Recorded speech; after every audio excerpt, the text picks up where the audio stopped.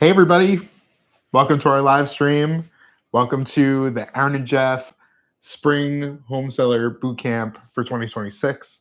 We're very excited to have you all here, whether you're joining us live or whether you're watching this later or next week or next month, who knows. But I'm Aaron. I'm Geoff. And we're the Aaron and Geoff team at Compass, your Bronx, Westchester, and Manhattan residential real estate experts. And we're so excited to have you tonight.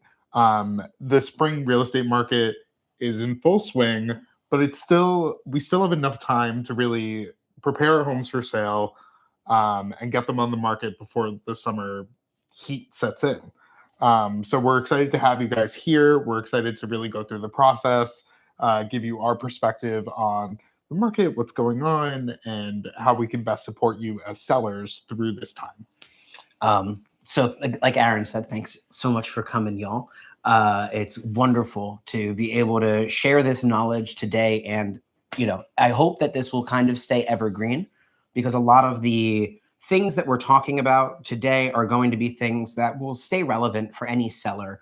And we're going to touch on single family homes as well as the co-op condo market to give you a sense of the full swing of what your sales process might look like. Yeah. So no matter what kind of product you're selling, whether it's a single family home, a multifamily, maybe it's your grandmother's home, maybe it's an estate sale, no matter what kind of sale you're going through, we have experience and we know what we're talking about. So we're excited to kind of give you that knowledge and help you prepare. And of course, if we have any questions and if something doesn't sound like what you've heard before and you want to confirm it, yeah, drop a comment and we'll be happy to respond. Or reach out to us direct. I think there's a chat in this live function. I don't know how this works.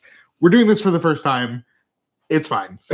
So to start, let's chat about where do you begin? What does selling a property really look like? Sometimes we're dealing with people who have been buyers, obviously, but they've never been sellers. We've also worked with people who have just never been buyers or sellers. They've inherited a property and they don't know where to begin.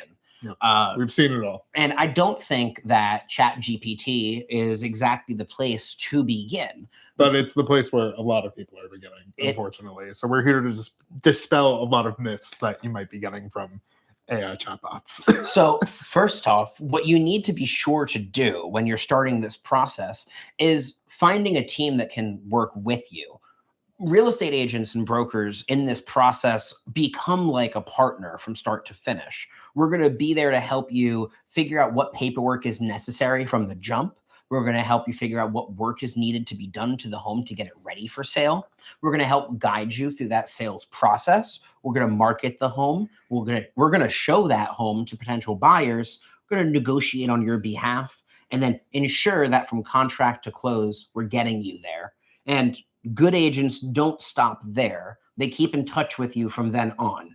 And if you need anything, they're the ones you can call. So that's why they tend to be a good first step.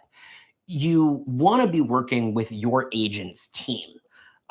We have a lot of trusted partners we work with very frequently.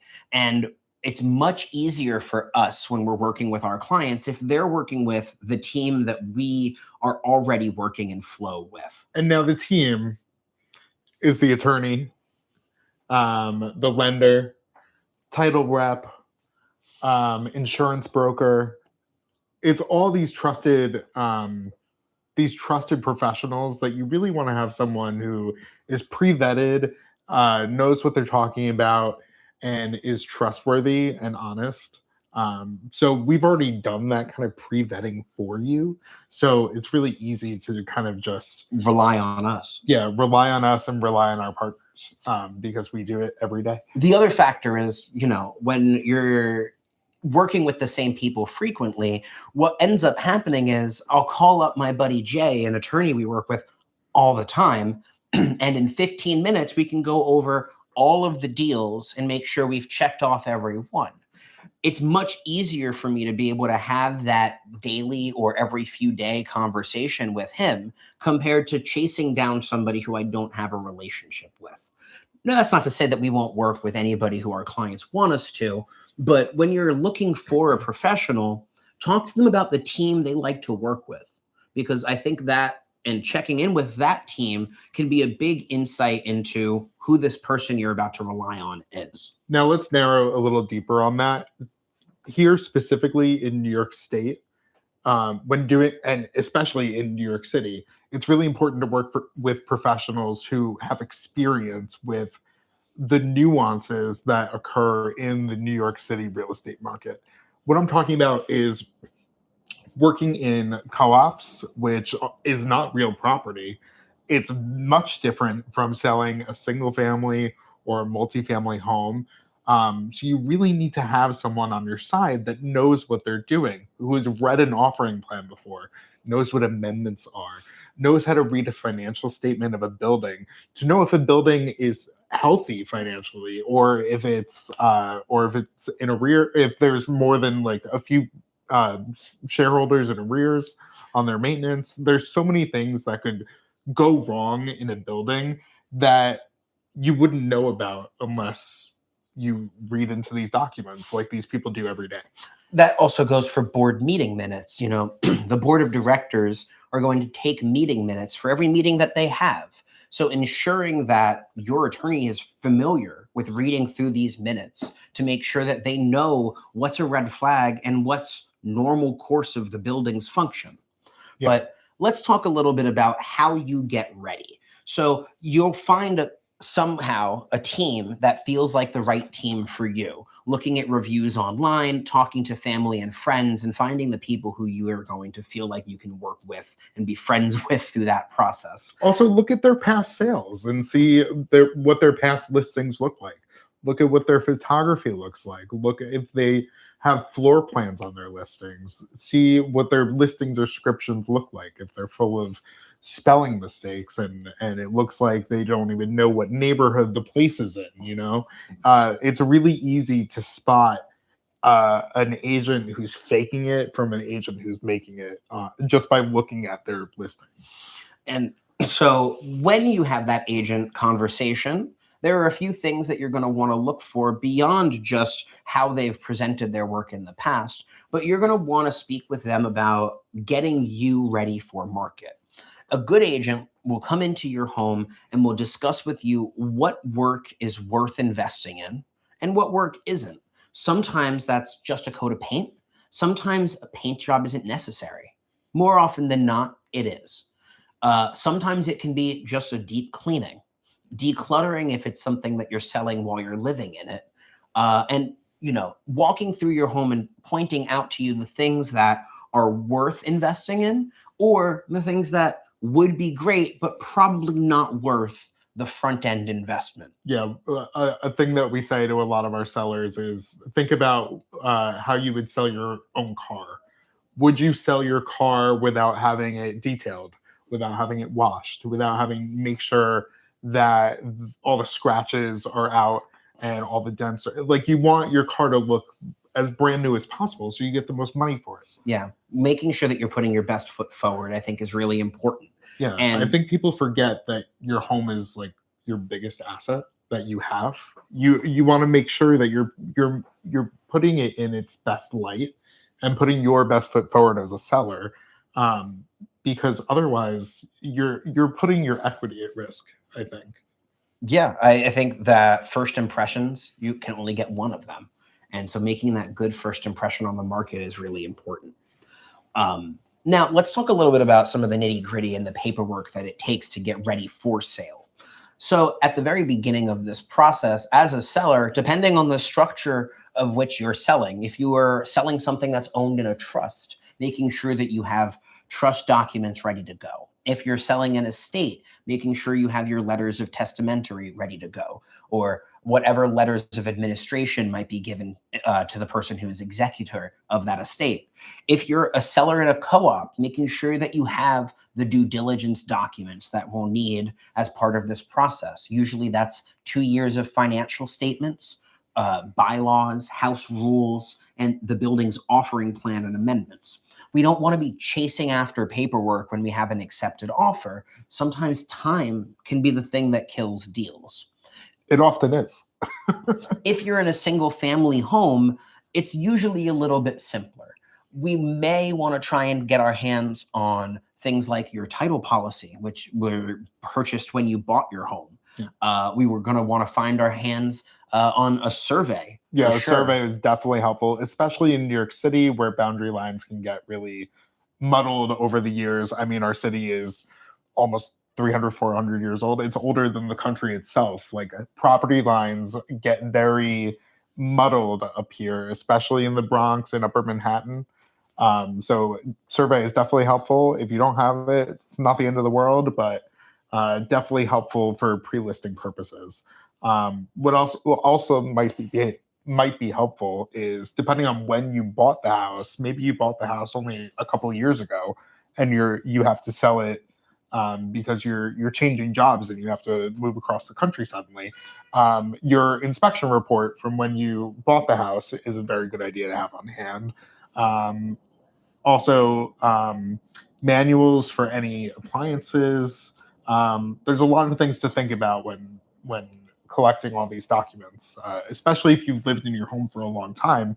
You might not know exactly where all these things are, so planning in advance and trying to find them in the basement or the attic is probably a good idea.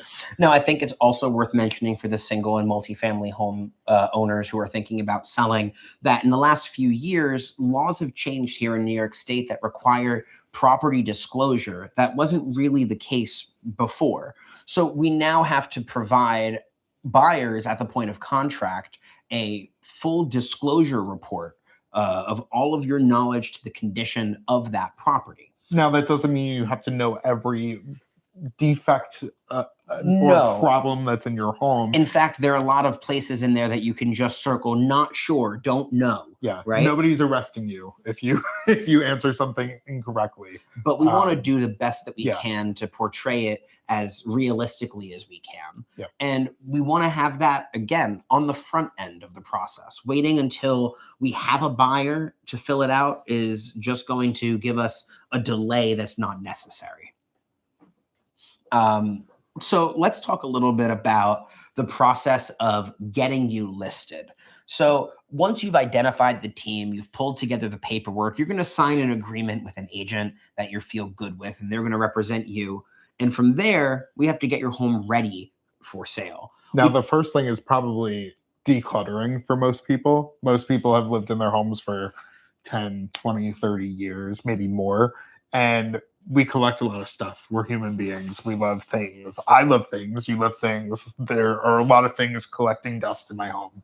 But it's not even as much about the clutter and the dust as it's about depersonalizing the home. Yeah. Making it feel like a home, not someone's home. We want buyers when they come in and when they see the home online to feel connected to the space in a way that makes it feel like it could be theirs. Yeah. Now that's easy to do through staging and bringing in like neutral furniture, fun patterns, things that really like get people excited about a home. But it doesn't feel like somebody's home. It feels like a home that they can envision as their own. When you're listing a house that somebody actively lives in, if a seller actively lives in that home, it could be a little bit harder to depersonalize in that way, especially if you're not moving out before listing. So we do our best.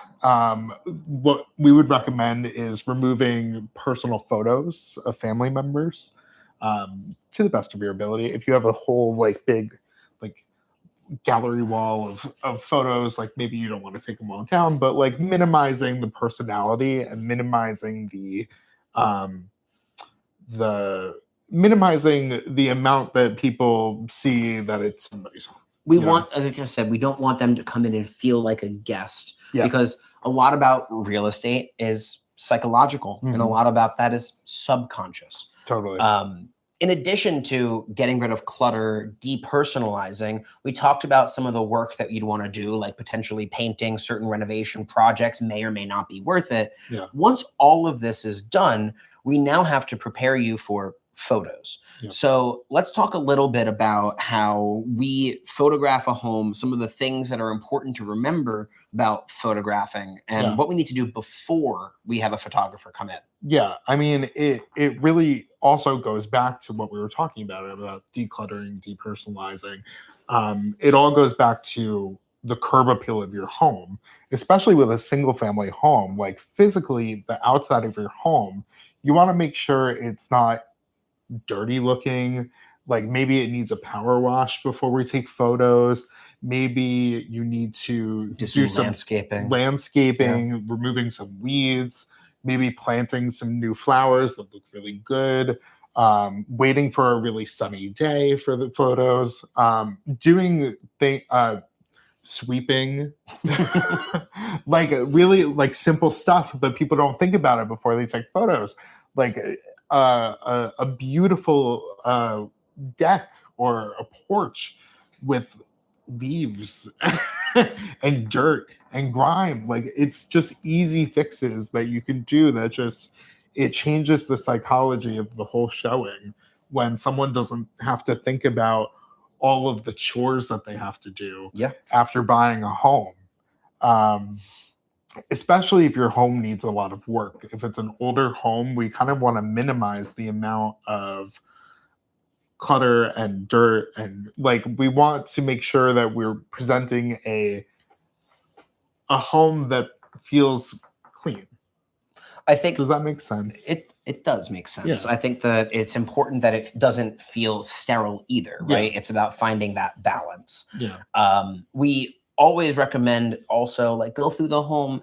We turn on every light. So make sure that all the light bulbs are on, right? If we're missing a light bulb, we should take care of that before the photo shoot. You know, making sure that your curtains are able to open and close so that we can see through the windows. If you have a single family home, let's clean the windows before the photo shoot so that we have a beautiful, clean view out the windows. Or make sure the windows can actually open and close, making sure that maybe we change out some window balances. It's these little projects that aren't actually that much money to execute on that can really make a big difference when a buyer is walking through a home and they're lifting up the window and the window actually works instead of slammed shut. Right. Or it makes a at difference the point of inspection as well, one less project. You know, we've talked to some clients about the value of what we would call a pre-listing inspection, having an inspector come in and actually do an inspection report for your home. Yeah, it's not always needed, but there's value in it sometimes. If you're not sure about the condition of your home, if you've maybe inherited something that you have to now sell and you don't know what's going to come up in an inspection, there can be value in taking care of these things on the front end. So once we've gotten your home ready for photos, we bring in a professional photographer. We often will bring in a professional floor plan designer as well if we don't have a baseline to start from. We want to give people a real good sense of your home online before they even walk through the door. We don't want to have them feel surprised by anything. We want to show your home as it is, but in a way that excites buyers and makes buyers feel like they can envision themselves living there already online before they even walk through the door. I don't want people to feel like they can just pass by the listing and not have to come to the open house. I want them to feel inspired to come in and see the house and feel how they would live being there, you know? So doing these little projects before we have people come in the door, it presents a really good product for them to feel good about walking in the door. Let's talk a little bit more about photos and some of the ways that we are able to kind of make that feeling come through photography. You know, here's one of the things that I think is really worth thinking about when you're looking at real estate photography. Often the best angle on a room is ensuring that photo's got 3 walls in it. If you have 4 walls, suddenly it feels narrower. Right? Little strategies like where you get that angle from, ensuring that the windows are in if the view is worth photographing. Making sure all the light bulbs are the same color. Same color, yeah. Just little things in photos that really make a difference because they can distract buyers to see things that they don't need to see in photos like that. Now, I think that leads to something interesting as well, because not everybody has the ability to stage a home. No. And sometimes we sell apartments and houses that are completely empty. And in that case, that's where I think some of the pre-listing work becomes even more valuable, especially that fresh coat of paint. Yeah, because it's the only thing they're seeing. They're not nothing. distracted by furniture. They're not distracted by good interior design or good staging. They're seeing the walls that are unpainted, the floors that are scuffed. That's all they can see because it's all that's in the room. There's nothing else to look at. Yeah. They also lose scale. So there are things we can do online, like virtual staging, which can be used sparingly as long as it doesn't create unrealistic expectations. So we have to be cautious about making sure that the virtual furniture that we're putting into a room really does fit the space. The worst thing that we can do is set a buyer's expectations from the online listing here and then have reality here. That wasn't choreographed. I liked it though. We would rather have their expectations be exceeded than not met. So I think that that's a really important part of ensuring that you're getting the best product online. It doesn't have to be a lot of investment. It doesn't have to be a full staging package, but finding little ways to make big difference is, I think, worth the time. Yeah, and all of this to say that putting in the time and the effort in on the front end is really going to get you where you want to be on the back end. And on the back end, I think most sellers are looking to be making as much money as they can on their sale. Yeah. And really, when we're talking about these advantages that you're getting for yourself, it's about ensuring you get either as close to ask or over in as little time as possible. Yeah. That's the goal of all of these kinds of strategies. And all of this is going to require custom strategy for marketing, for the sales process. And it really comes down to your goals and your timeline on when you need to sell, when you need to get out of your home, or when you need to sell the estate, whatever it may be. It depends on your goals and your vision for how the sale should go.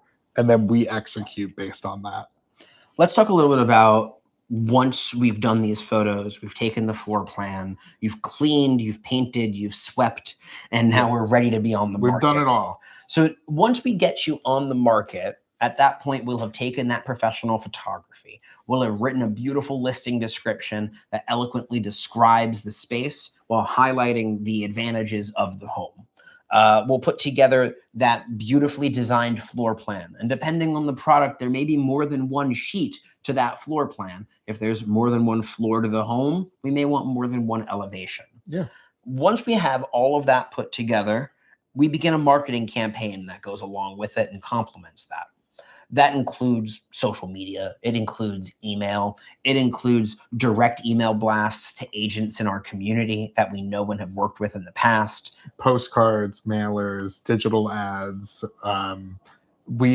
The goal is to get your home in front of as many people as possible and try to get as many people into that first open house as possible to really drive demand and create that sense of urgency and competition between buyers, because that's how you get multiple offers and push up your price over ask. The open house strategy, I think, is also really important. Yeah. We're strong believers in having a short open house. There are a lot of agents out there who will do an open house for 3 to 4 hours at a time. They'll even do an open house every day from 9 to 6. I don't know where that benefit is. It's sort of like developing some sense of exclusivity around a product can help make that product feel more valuable. If it's just open whenever, please come by, I'll sit here all day, suddenly it's not going to create a drive and a feeling of we got to get in there to see it. Yeah, it's kind of like throwing a party. You don't want people arriving at all different times. You want people arriving 15 minutes after the start time, fashionably late. But altogether, creating that sense of excitement and energy that you need in order to create a sale. And to that end, that's sort of what we're hoping for. Yeah. By having a short window, maybe an hour and a half for that first open house, we create a shorter window where buyers are going to be much more likely to pass through each other coming in and out, to be there at the same time, both looking at the apartment, which suddenly makes it more competitive. So keeping that window to a relatively short period of time so that you can sort of get multiple buyers in at once. So there's that feeling of competition and that, oh, somebody else likes it too, I think can be incredibly valuable. Exactly. Now, after that open house, after we do all of our showings, because we're not just showing during the open house, we're of course scheduling showings maybe before the open house for people who really need to get in soon, or after who weren't able to get to the open house. Now we're getting offers in. Maybe we've gotten a couple of offers. What are we doing next? So, depending on how well our strategies have executed and how the market's moving for the product, if we have multiple offers, we have all of the leverage. The desire to get over asking price is always to have two buyers who like it at the same time. They can't like it at different times. If they like it at different times, we have no leverage. But if we can get more than one offer at a time, suddenly we've created demand and we have that leverage. So there are a couple different ways that you can handle it. One way I like to handle it is if I have 3 offers or more, we call for what we would like to call a highest and best. That's to everybody who's seen it, to everybody who's made an offer, give us your best and highest offer that you can. We usually give them a deadline. Now, the highest offer doesn't always win, especially when we're dealing with co-ops in New York City. The highest offer, it might be even a cash offer. It might not be the right offer, especially for that building. Co-op boards, of course, have all sorts of different requirements for what they expect from a prospective buyer. So maybe the buyer's debt to income ratio is about 38%, but your building requires something under 25%. That's not going to work. It's going to be dead on arrival. And even when it's a single family home and you don't have a board that you're fighting with to try to get approval, sometimes the offer that's not the highest price, but it's non-contingent or it's cash. Or they're putting down 50%. Like that may be better than the higher offer with no money down, an appraisal contingency, or a post-closing occupancy request, or something extra. Just because we call for highest and best, it doesn't mean the highest is the best. So that's when we're lucky and we have multiple offers. If we're less lucky, we have one offer, we begin a negotiation. Which is more likely the case, especially in New York City, where average days on market in a lot of areas in New York City are upwards of 90 days on market, especially for co-ops. It takes a lot longer to sell here, and we don't often get the 15 offers that suburban markets did in the height of COVID, stuff like that. We're not always getting stuff like that. So when we only get maybe one offer when we're at like 45 days on market, how do we approach that? I mean, if we are 45 days on market and we got a good offer, or more, maybe we're like 70.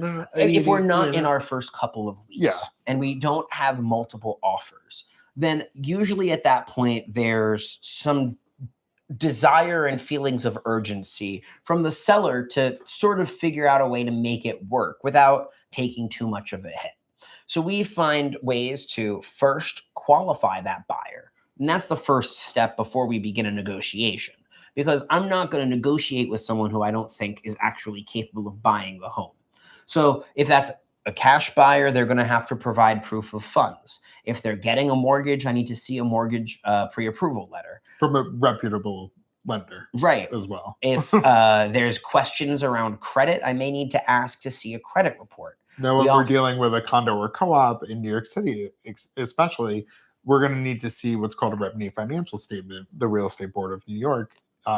It basically outlines the buyer's entire financial picture for us and shows us their debt to income ratio, their months of post-closing liquidity, their debt and expenses, or their income and expenses. It shows us really everything all in one sheet.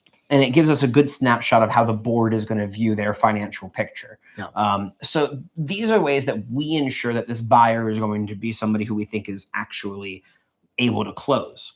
Yeah. Because that's the worst thing. Right. The worst thing is getting a contract, waiting 2 months to close, and then it doesn't go through. Yeah. So we try our best to pre-vet the buyers on the front end to ensure that we know everything we can to make sure that it's a safe bet for our sellers. Yeah. And then we're making a decision between us as broker and seller together. For the negotiation. Yeah, exactly. So we're going to talk to you about where they are, where we are, what our goals are, where our line in the sand is, and talk about the ways that we can make a negotiation work. Sometimes there are ways that we can give to the buyer without coming down on price, be that in buyer agent commission, or if there's, again, flexibility needed on timing. If there's maybe a need for a post-closing credit so that they have some extra cash on hand to do a renovation that you didn't want to do before listing. Maybe you need to, maybe they need help buying down points for their mortgage. Right. There are lots of different ways that we can renegotiate in your favor without having to come down on price. So let's say we get the perfect offer. We're all accepted offer. What is happening from accepted offer to contract signed? So again, depending on the property type, we talked a little bit about this when it comes to co-ops. The buyer's attorney is going to start their due diligence stuff. That's going to include reviewing the offering plan, the board minutes, financial statements, etc. And that's why we talked about earlier why it's so important to get those documents up front, because time kills all deals. The other important thing that you need to be prepared for in that moment is that your seller's attorney, your attorney, is going to be putting together the contract of sale.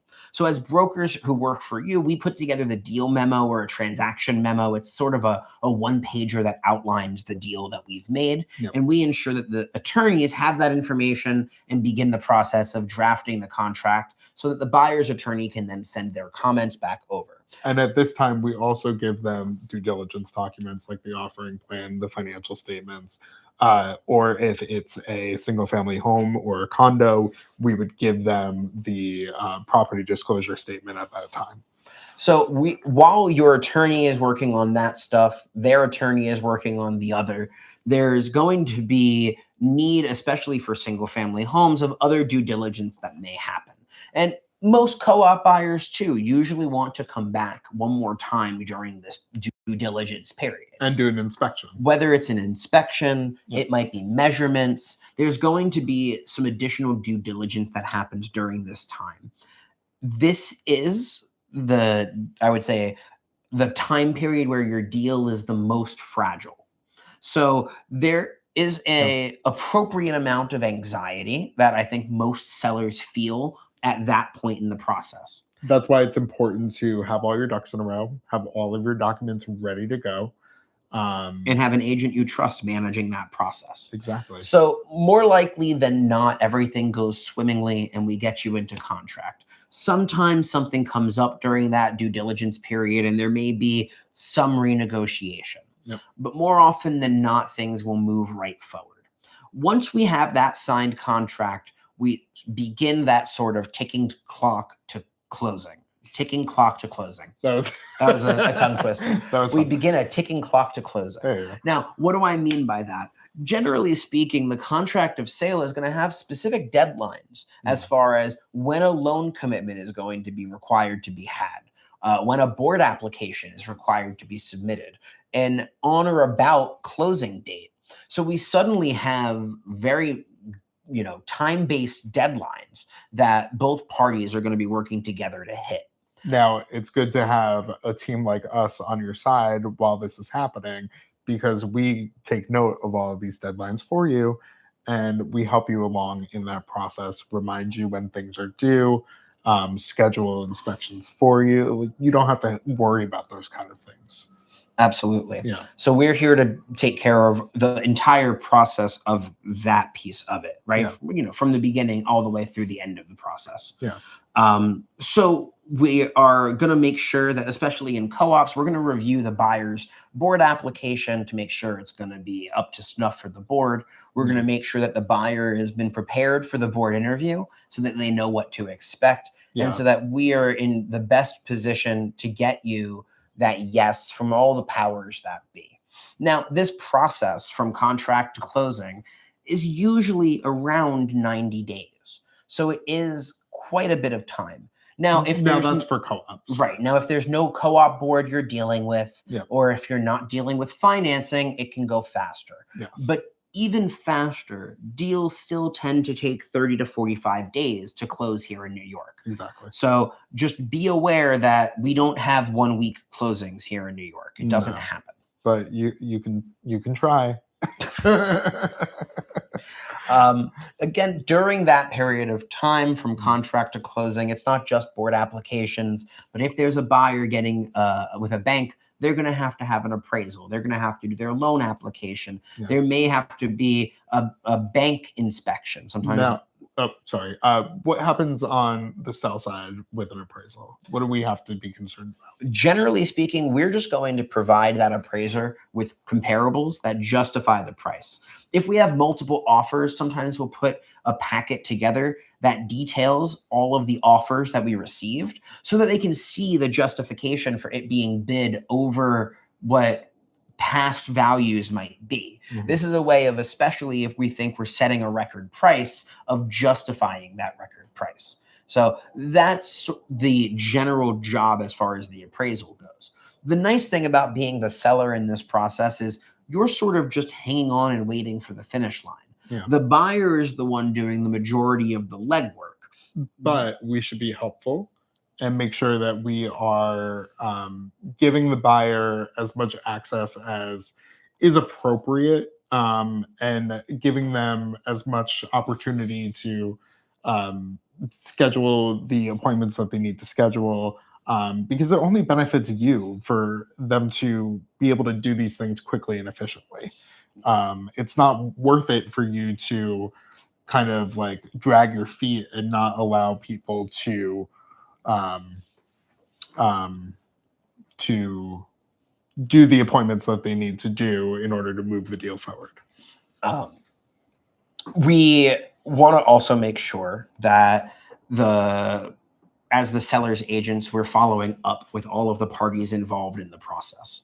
We are going to continue to make sure that the buyer's agent is doing what they need to be doing, the attorneys are doing what they need to be doing, lenders, etc. A big part of what we're here to do is follow up on things and keep the process moving. Our job is to be annoying. So let's say that we've gotten through the majority of this process. Loans are approved, boards are approved, interviews have been had if necessary, and now we're getting ready to close. Yeah. So let's talk about some of what the process leading up to closing looks like. Yeah. First of all, your buyer, if you're buying real property, single family, multifamily, or a condo, they're going to need title insurance. Totally. So making sure that the title is clear and ready to go is going to be a big part of what we wait for on the real property side. Yeah, even with co-ops, title insurance gets involved with lien searches. So title is usually involved no matter what is happening, but it's definitely more important in condos and single and multifamily homes. In addition to that, we're going to want to set up your final walkthrough. Yeah. So getting things ready for the buyer to come in, take a look at the home, make sure things are in the condition that they expected it to be in. We've had situations where sellers have turned off their utilities. Don't do that. The buyer needs to do a final walkthrough. Do not do that. Please don't do that. Yeah. We've had situations where sellers have thought, oh, well, the buyer might want this stuff, so I'm going to leave it. Don't do that. Don't leave anything in the home that hasn't been explicitly agreed to. Yeah. If you're thinking of leaving things for the buyer, make sure to get those things agreed upon during the contract phase of your deal. There's nothing worse than going to a final walkthrough and having the seller stuff everywhere and with no plan to have it removed. Again, it's not good. You also want to present it as a clean home. Yeah. Often there's a lot of dirt and dust and nonsense that can get tracked all over a home during the times of showings and inspections and appraisals and moving. Yeah. So your contract generally states that your apartment or home should be in what's called broom swept condition at time of transfer. And that's great for contracts, but I think that it's nice to have it actually properly cleaned for a new owner. Definitely. It's a nice thing to do. Pay the pay the karma forward. So let's talk a little bit more about final walkthroughs. Yeah. So what's done at a final walkthrough? Like, let's put ourselves on the buyer side for a second and talk about like what we would do with our buyers if we were walking into a home on closing day at the final walkthrough. What would be the first things that we would do? Yeah. So when I'm working with buyers, there are very specific things that I'm looking for at the final walkthrough.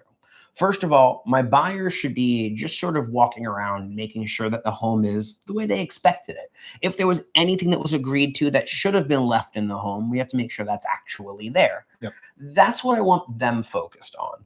Me as their broker, as a buyer's agent, I'm walking around and I'm checking all sources of water to make sure there are no leaks. That's sinks, that's bathtubs, that's showers, that's toilets, that's any source of water in the house. I'm going to be checking that lights are all turning on and off. I'm going to be checking that windows all open, close, and lock. I'm going to be checking all of the appliances in the home, so especially kitchen and then laundry as well. We want to make sure that the water that comes in through every source of water does hot and cold. On the right ones. We also are going to want to check and make sure that the plugs are, for the most part, wired correctly. Yeah. For the most part, we want to make sure that everything is working as expected and in the condition that it should be, or that it should have been at the time of the signing of the contract. Right. So that's what we're there to do. And occasionally there are issues. Occasionally an appliance isn't working. Yeah. Occasionally there's been damage done to the apartment during that move. Yeah. Occasionally the power has been turned off and we can't do the final walkthrough appropriately. It's not the end of the world. Usually there are ways that we can take care of these things, either a credit at closing or we do some sort of an escrow until we can have that problem fixed. But making sure that you have a team that knows how to handle those bumps in the road is really important. Yeah, because on the sell side, there's nothing worse than having the final walkthrough happen and just all these unexpected things come up. Like, you want to make sure that you are prepared for the final walkthrough, make sure your appliances are working in the way that they should be working, making sure that the electric is still on, the gas is still on, like everything works as stated in the contract that it should. For sellers who are making a move, there are lots of different strategies that can be found to figure out how to bridge that gap between where you're going and where you are. Totally. We work with a lot of sellers who either have to find short-term rental situations or they need to find somewhere to purchase while they're in contract to sell. There are lots of different ways to do that strategy. A large part of our business is actually helping our sellers move from New York to other parts of the country and even other parts of the world. We've helped people move to places like Portugal, Boise, Idaho, Los Angeles, Texas, Omaha. Florida, Omaha, Nebraska. We've helped people move to Canada, Mexico. We know agents all over the world that we actually know in person also. We know what their work ethic is like. We know how they are professionally. I know the kinds of deals they do and the kind of work they've done. I've talked to people who have actually referred them business. It's a big part of our business to do this matchmaking of our clients to trusted real estate brokers in other markets. It's like one of my favorite things to do is to hook my clients up with a badass broker in another place and have the deal work out and them get the home of their dreams or sell their family home. It's so awesome. I love it so much. So ask us if you need someone, if you need a broker in another market. And, if it is Geoff, Aaron, I'm ready to sell, but we need to figure out where we're going and we need to close first.